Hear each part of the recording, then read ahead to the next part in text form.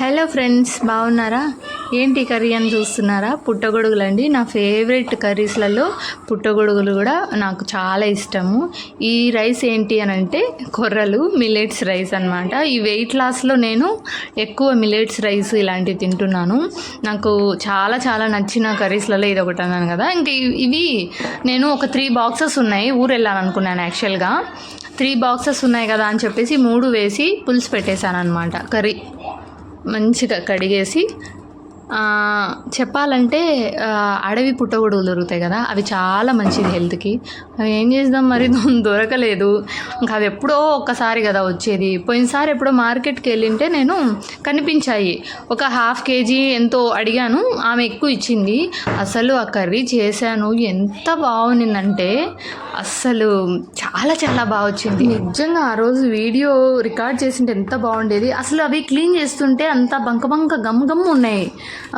చాలా బాగా వచ్చింది. అసలు వేడిగా అన్నం చేసుకొని మామూలు వైట్ రైసే చేసుకున్నాను, తిన్నాను. అసలు అమృతం అనుకోండి, అంత బాగుంది. నాకు చాలా ఫేవరెట్ కాబట్టి సో అదనమాట. దీనికైతే కొంచెం మసాలా 3 ప్యాకెట్స్లోకి ఇందులో నెయ్యి వేసాను నేను. దీంట్లో బాగానే వేసాను నెయ్యి, 3 స్పూన్స్ అలా వేసాను చూడండి. వేసి తయారు చేసుకున్నాను. నార్మల్గా అయితే ఆయిల్స్ అట్లాంటివి తక్కువే యూజ్ చేస్తాను. 3 ప్యాకెట్స్ అంటే దగ్గర 1/2 kg పైనే కదా.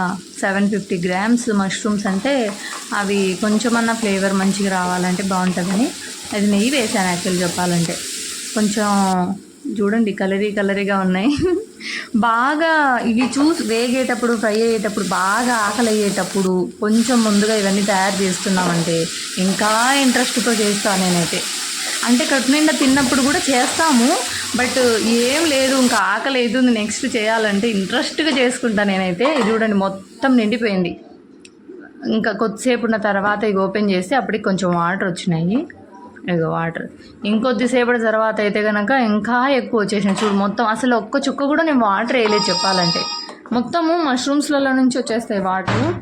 మష్రూమ్స్ ఇవి హెల్త్కి చాలా మంచిదండి. నేను వెయిట్ లాస్లో ఈ ప్రోటీన్కి సంబంధించి అట్లా నేను చాలా బాగా హెల్ప్ అయింది నాకు. ఇప్పుడు నేను వేసింది వచ్చేసి మామిడికాయలు ఉంటాయి కదా పచ్చివి, అవి నేను గ్రైండ్ చేసి పెట్టుకున్నాను అనమాట. కొంచెం ఎక్కువ ఉన్నప్పుడు అవి ఏం చేయాలో అర్థం కాక అట్లా చేసి పెట్టుకున్నాను.